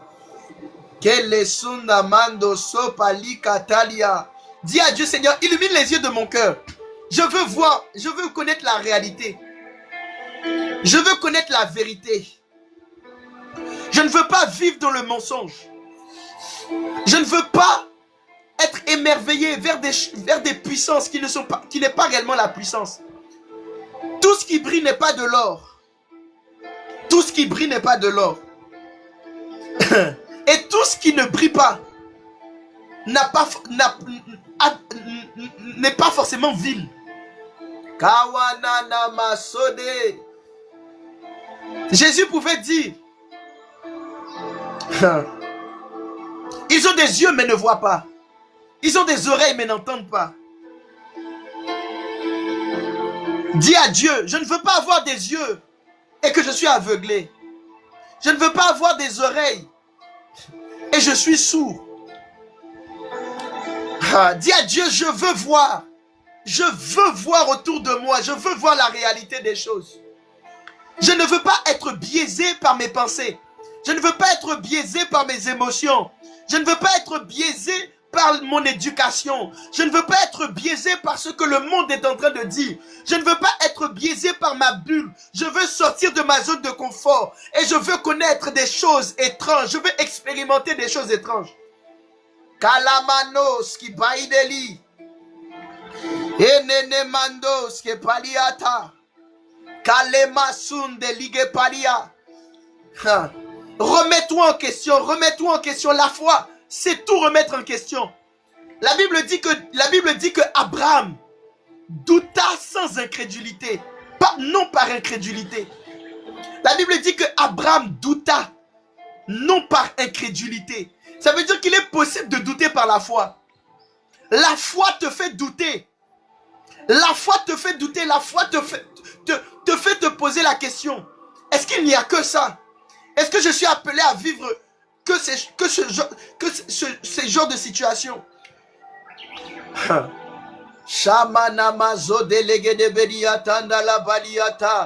La foi te fait croire, génère de l'espérance en toi. Kenelia sunda balia tando loso palia. Yes, sois un homme de foi. Arrive à voir ce que les autres n'arrivent pas à voir. Je prophétise pendant ces 40 jours. Tu vas voir ce que l'œil n'a point vu, ce que l'oreille n'a point entendu, ce qui n'est jamais monté dans le cœur de l'homme. Ce sont des choses qu'il a réservées pour ceux qui l'aiment. Je déclare au nom de Jésus que tu vas monter ici. Il a dit à Jean-Baptiste, monte ici, je te ferai voir. Monte ici, monte ici, monte ici, monte ici. Je te ferai voir ce que l'œil n'a point vu, ce que l'oreille n'a point entendu, ce qui n'est jamais monté dans ton cœur. Remakata manamayakata. Il y a plus encore. Même si tu voyais dans les choses de l'esprit, il y a des choses que tu peux voir avec plus de profondeur, avec plus de précision, avec plus de détails. Yes. Kanamandolose, shamanaleata. Il est possible de parler en langue et arriver à un certain niveau, d'avoir la compréhension du parler en langue. Il est possible que tu lises la Bible. Avant, tu ne comprenais pas les Écritures, c'était des mystères. Mais pendant que tu es en train d'observer la parole, tu commences à comprendre certaines choses.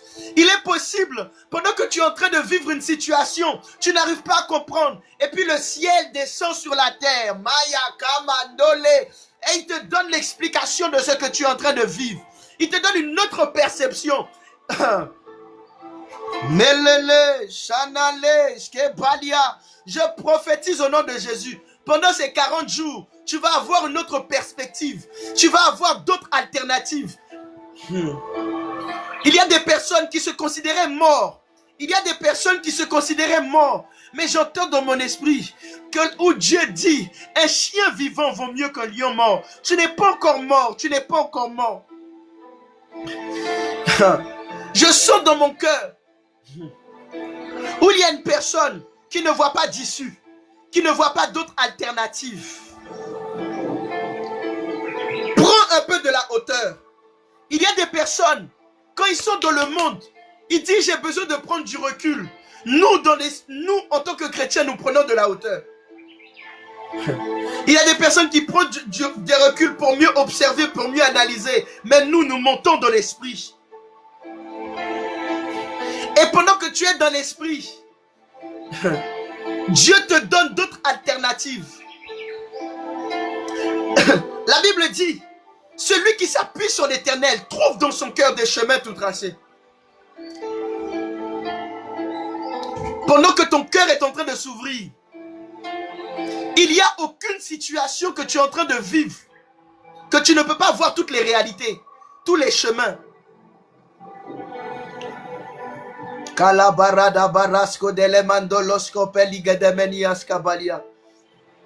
Il y a une personne qui est en train de m'écouter. Ce que je suis en train de dire est une prophétie pour toi. Il y a une dimension dans le prophétique. Il y a une dimension dans le prophétique où tu peux avoir le même point de vue que Dieu. J'en parlerai dans la suite des temps. J'en parlerai durant les 40. Il y a une dimension où tu peux prendre de la hauteur et que tu peux voir tous les chemins tracés. Tu peux voir toutes les éventualités.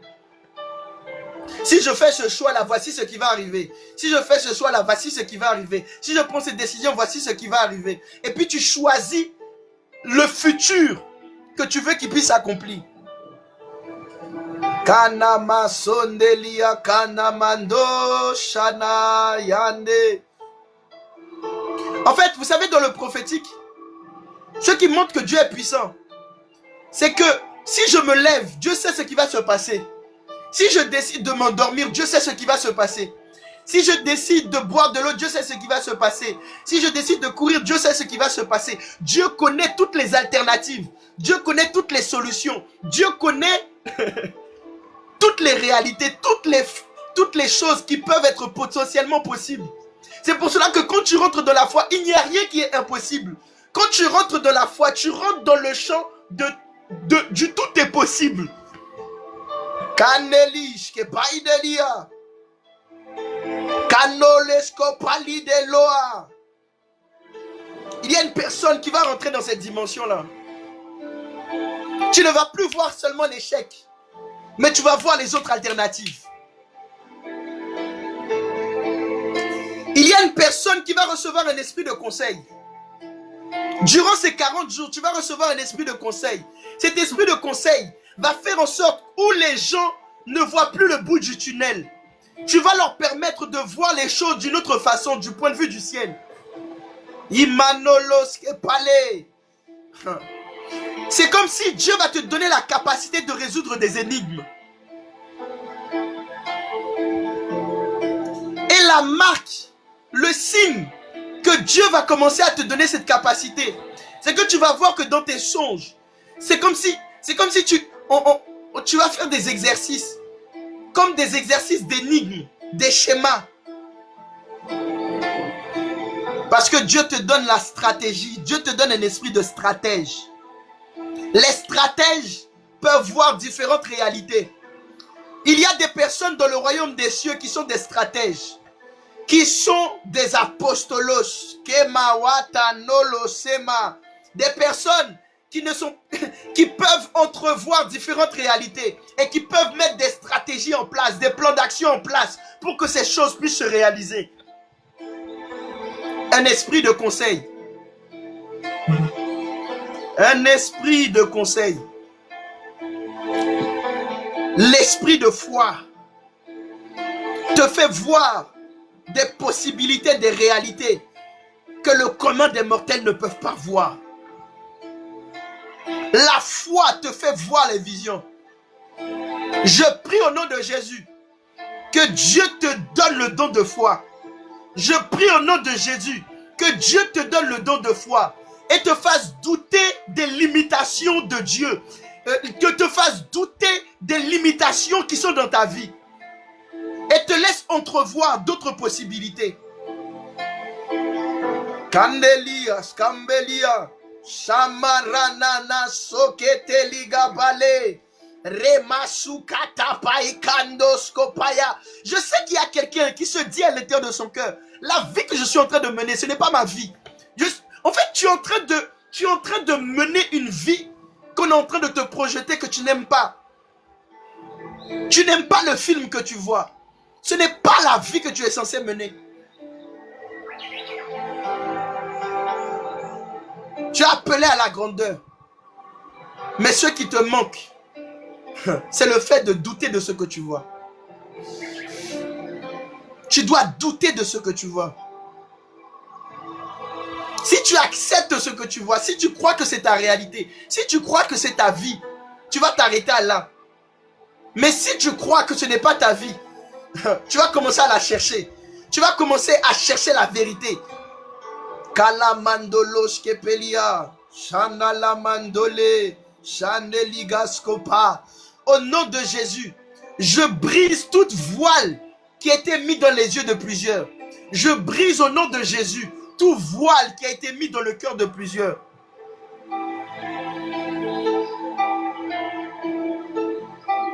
Au nom de Jésus. Je n'ai pas eu encore, j'ai pas pu en parler. Mais je sens qu'il y a des personnes.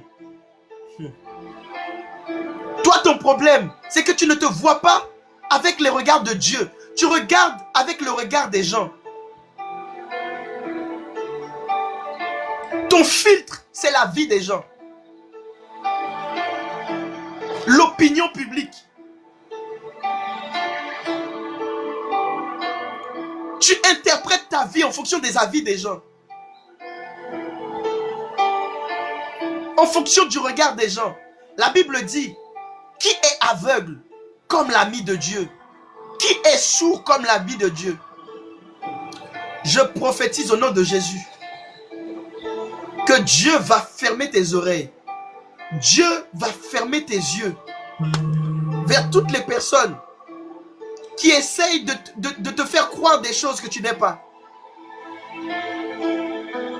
Karanama sondeli, Kawandarama zondeli gabaide, Samandolo zemandeli gaskova, Yandara maskodeli zepaleloa. La Bible dit, à visage découvert, nous contemplons et nous sommes transformés. En fait, si tu acceptes cette chose que tu es en train d'observer là, tu vas être transformé à la même image. Finalement, tu vas le devenir. Il y a des personnes qui se sont limitées dans la vie parce qu'ils ont vu les circonstances de la vie et ils se sont dit que c'est ça ma vie. Je ne mérite que ça. Et ils ont été transformés à la même image.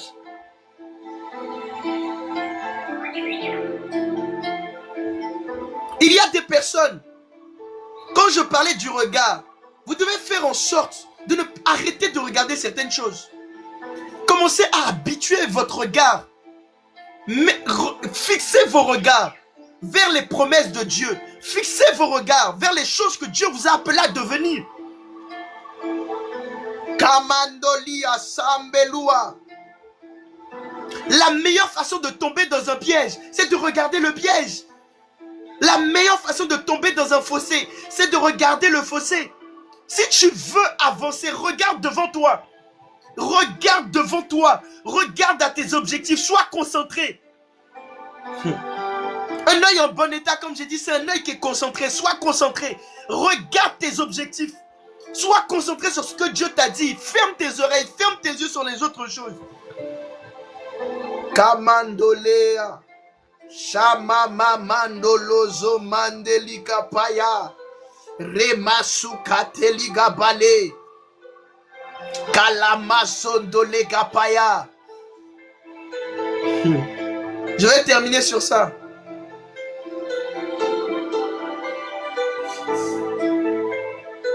Considère maintenant que tu es dans un rêve éveillé. Que tu es en train de dormir. Mais maintenant, il est temps de te réveiller. La Bible dit, réveille-toi d'entre les morts. Et Christ t'éclairera. Il est possible que tu puisses croire que tu es un mort. Alors que tu es endormi. Tu es en train de rêver. Tu es en train de rêver. Tu es en train de rêver. Tu es dans l'illusion. La Bible dit, réveille-toi d'entre les morts. Et Christ va t'éclairer. Il y a des personnes qui vivent un rêve éveillé. Tu es en train de vivre une vie qui n'est pas la tienne. Réveille-toi. Ceux qui dorment ne peuvent jamais accomplir leur destinée. Ne peuvent jamais accomplir les promesses de Dieu. Dieu ne peut pas t'éclairer tant que tu acceptes que ce que tu es en train de voir.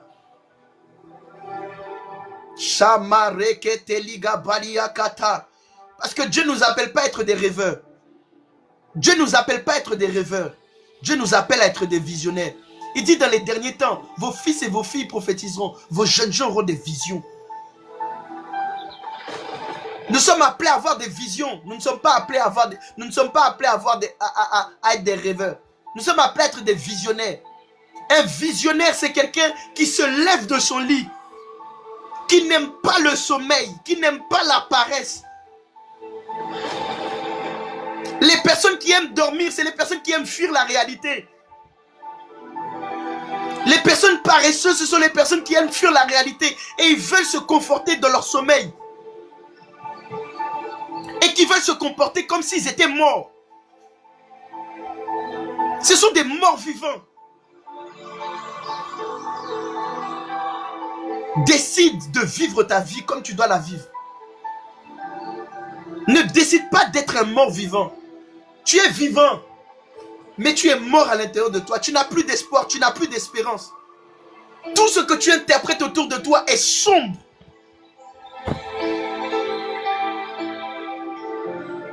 Demande que le règne de Dieu vienne en toi, vienne sur toi et redonne la vie à ton corps. Te redonne la vision, réouvre tes yeux. Comme Lazare. Lazare, lève-toi. Chamandeliga dondelia sumbelia kandala brazeteliga paide. Je le sens dans mon esprit. Durant ces 40 jours, il y a des bébés qui vont sortir. Il y a des personnes qui étaient dans le sommeil et dans l'aveuglement qui vont voir. Des personnes qui ne voyaient rien dans la vie, qui ne voyaient que tout noir, mais qui vont commencer à trouver des solutions pour sortir et réaliser les promesses et la vision de Dieu pour leur vie. Shamano ekende imazombelia sombe ikando eyatondo liga paide ayakata bayaka teleko eketelia yamandolo zemandeliga bayade shandeliga tondelia sombelia kandaraba seteliga hata eketelia. Mes frères, je sens l'ivresse de l'esprit en moi. Je sens l'ivresse, je sens le feu de Dieu me dévorer de l'intérieur. Je sais qu'on est déjà à 50, mais je n'arrive pas. Je n'arrive pas à m'arrêter.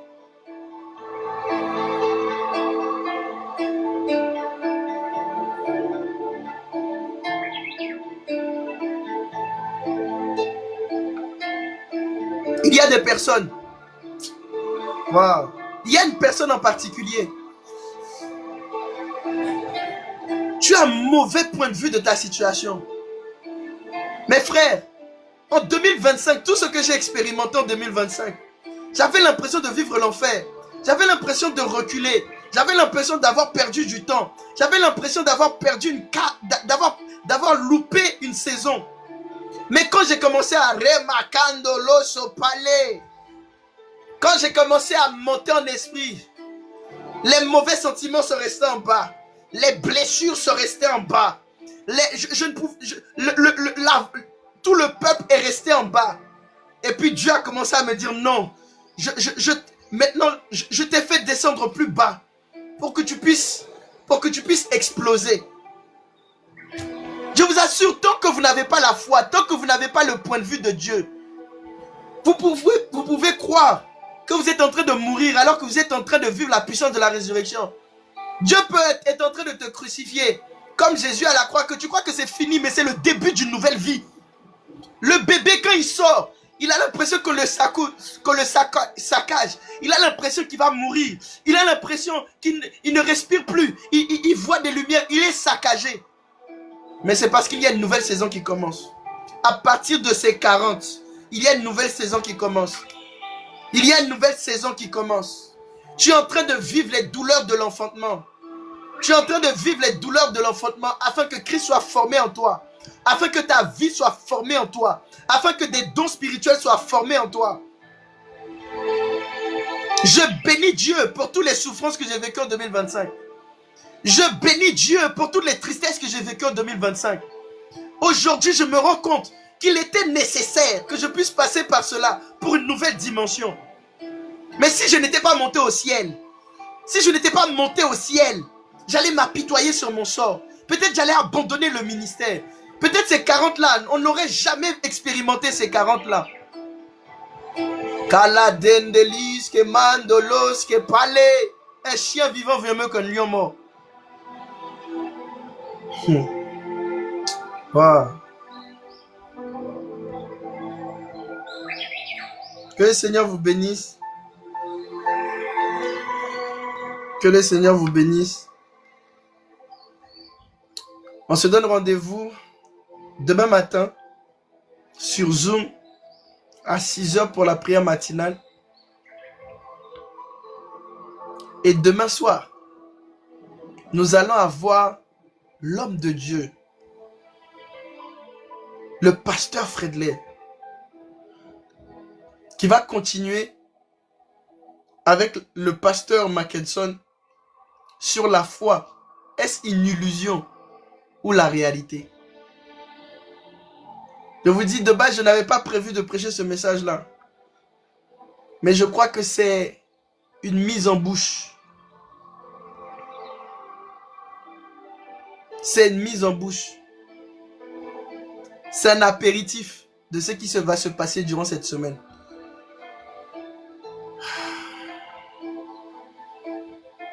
Vous ne savez pas à quel point je sens la soif. Je sens votre soif pour expérimenter le surnaturel. Le surnaturel va devenir votre naturel.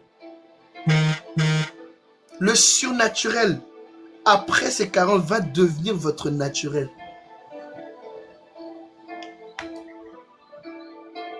Que Dieu vous bénisse. Invitez d'autres personnes. Invitez d'autres personnes demain. Et durant toute la semaine, je crois vraiment que le Seigneur nous fera pleinement du bien. Passez une très bonne soirée. Soyez forts, inébranlables. Que Dieu vous bénisse. Passez une très bonne soirée.